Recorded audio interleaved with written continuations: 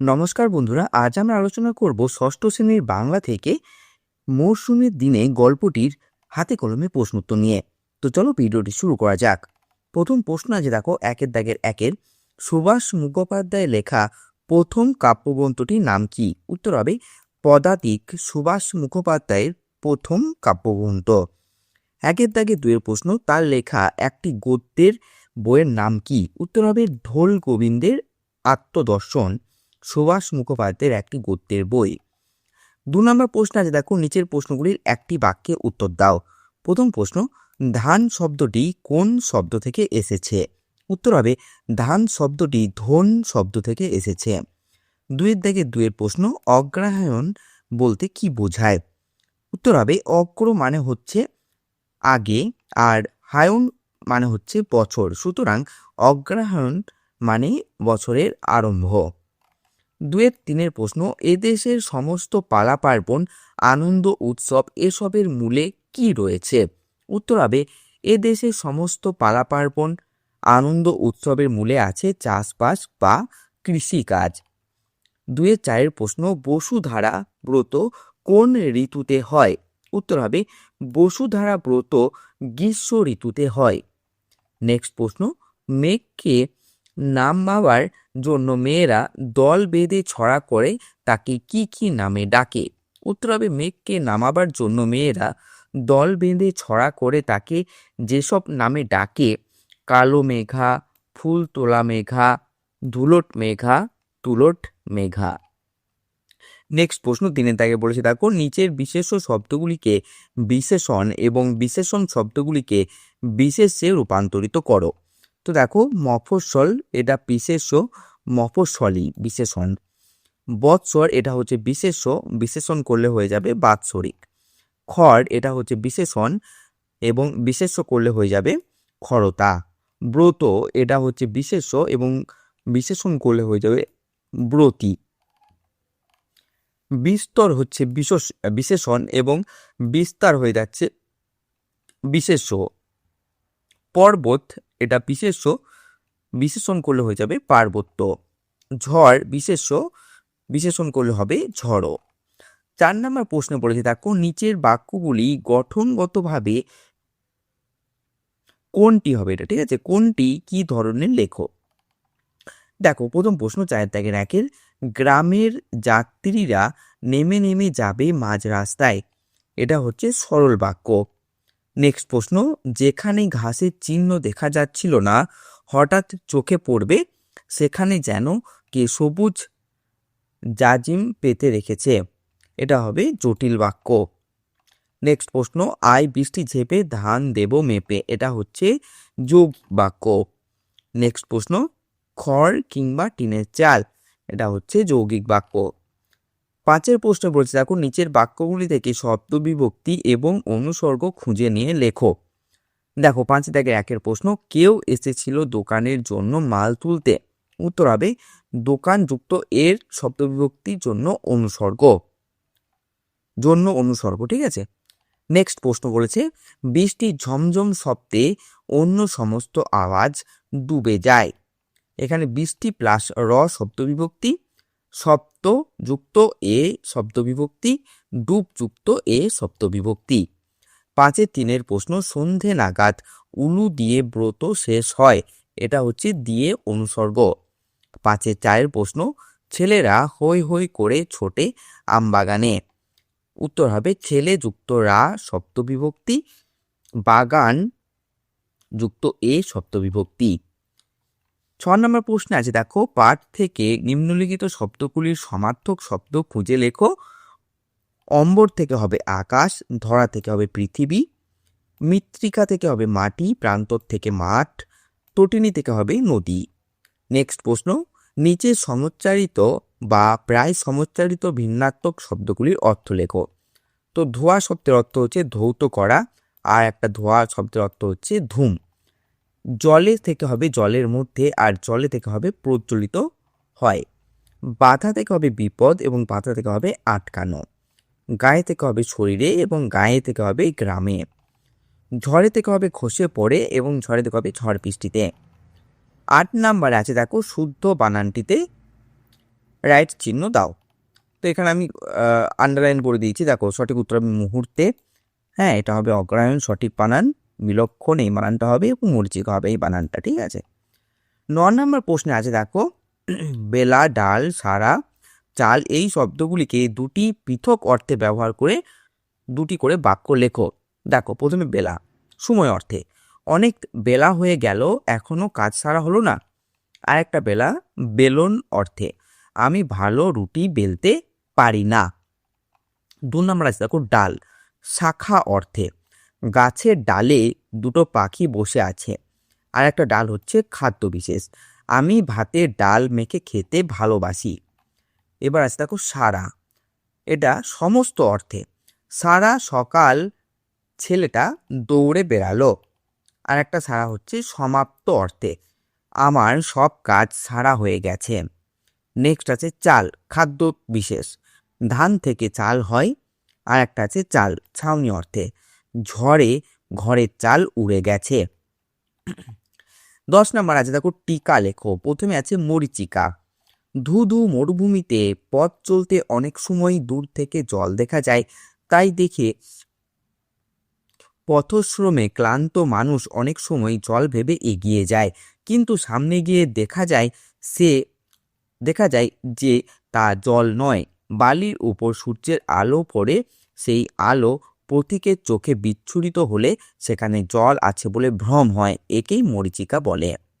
Next আছে দেখো বসুধারা ব্রত, আকাশের কাছে জল চেয়ে বসুন্ধরা ব্রত করা হয়।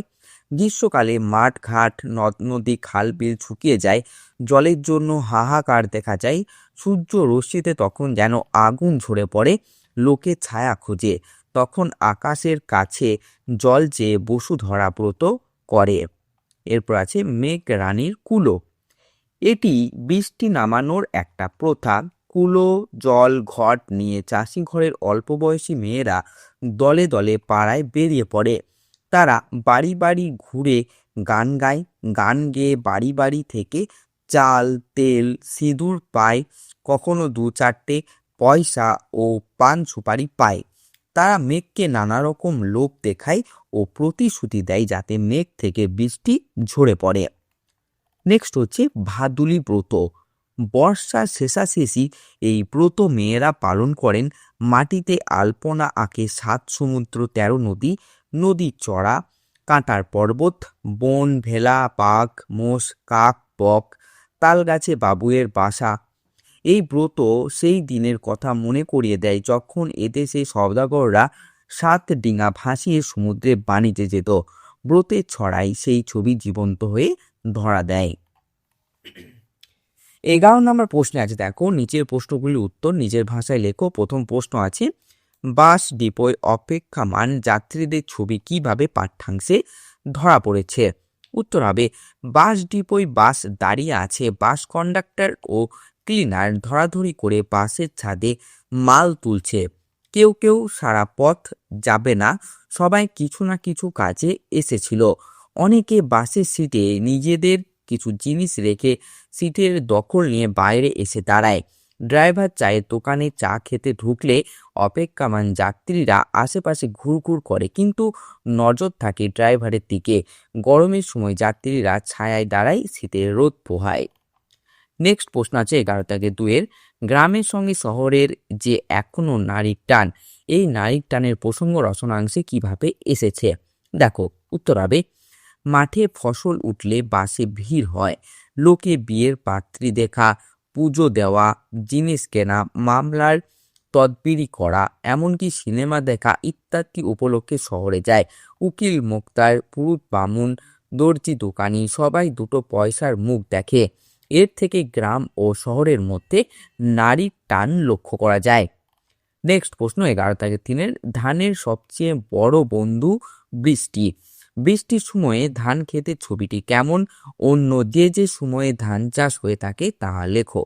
দেখো উত্তর হবে, বৃষ্টির সময় ধান ক্ষেত জলে ভরে যায়, জমিতে লাঙল দেওয়ার পর ধানের চারা রোয়া হয়, চারা গাছগুলি বৃষ্টিতে আরো বড় হয়, অঝোর বৃষ্টির ধারা কাঁচা ধান গাছে পড়ে এক অপূর্ব চিত্র তৈরি করে। বাতাসে সবুজ ধান গাছগুলো মাথা দুলিয়ে আনন্দ প্রকাশ করে।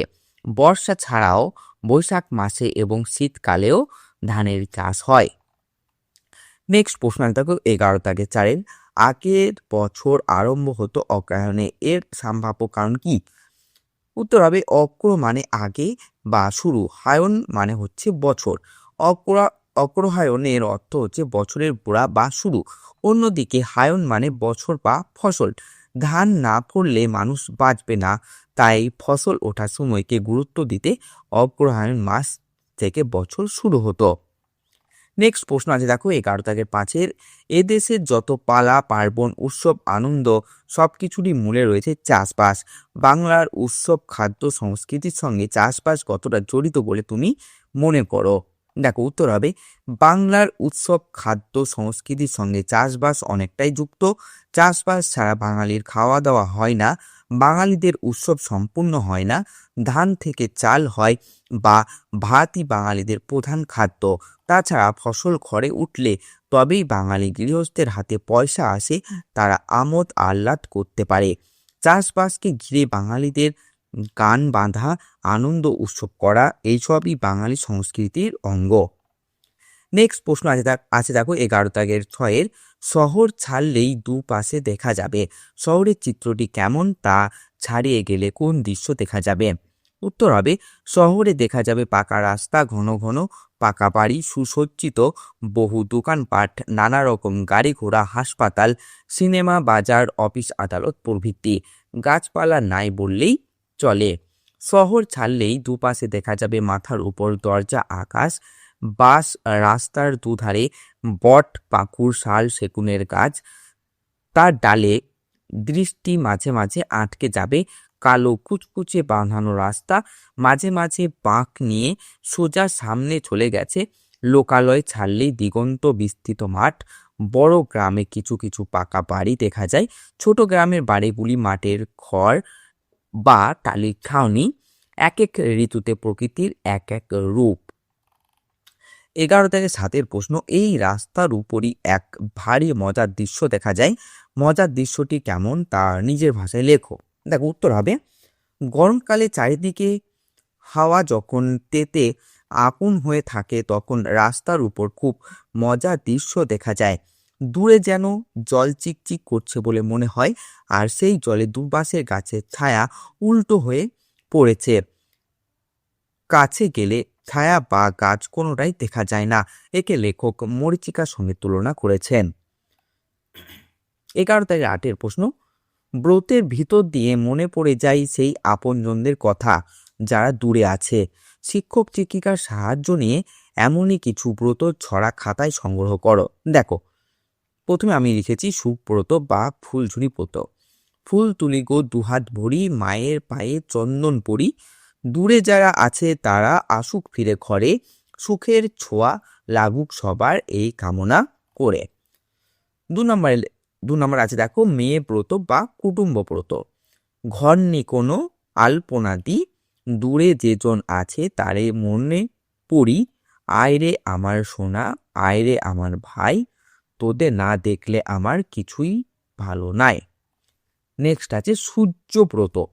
ওঠো ওঠো রবি ঠাকুর, দেখো আলোয় ভরা, দূরে থাকা আপনজনের ভালো করো ধরা, ঘরে ফিরে আসুক তারা শান্তিতে দিন কাটে, এই কামনা করি আমি ব্রতেরই এই পাঠে।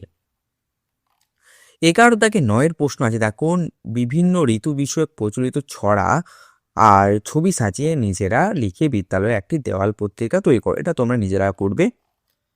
নেক্সট প্রশ্ন আছে দেখো 11 প্রশ্ন, ধান কাটার পর একেবারে আলাদা দৃশ্য, এই দৃশ্যে কোন ঋতুর ছবি ফুটে উঠেছে? সেই ঋতু সম্পর্কে কয়েকটি বাক্যে একটি অনুচ্ছেদ রচনা করো। তো দেখো এই দৃশ্যে গ্রীষ্মের কথা বলা হয়েছে। এবার আমরা গ্রীষ্মের নিয়ে অনুচ্ছেদটা দেখে নেব। গ্রীষ্মকালে সূর্যের তাপ প্রচণ্ড বাড়ে, পুকুর নদী খাল বিল শুকিয়ে যায়, সবুজ গাছপালা শুকিয়ে আসে, মাঠ ফেটে চৌচির হয়, আগুনের হলকা ছোটে, জলের জন্য হাহাকার পড়ে যায়, গরমে মানুষ ও অন্যান্য প্রাণীর কষ্টের শেষ থাকে না। গ্রীষ্মকালে মাঝে মাঝে কালবৈশাখী ঝড় দেখা দেয়, তখন সামান্য বৃষ্টি হয় ও গরম কিছুটা কমে। গ্রীষ্মকালে নববর্ষ, রবীন্দ্র জয়ন্তী, জামাই ষষ্ঠী প্রভৃতি মানুষের মনে আনন্দ এনে দেয়। তো এই ছিল আমাদের হাতে কলমে প্রশ্ন উত্তর। ভিডিওটি কেমন লাগলো অবশ্যই জানাবে। ভিডিওটি ভালো লেগে থাকলে একটি লাইক এবং চ্যানেলটিকে সাবস্ক্রাইব করতে ভুলবে না। ধন্যবাদ।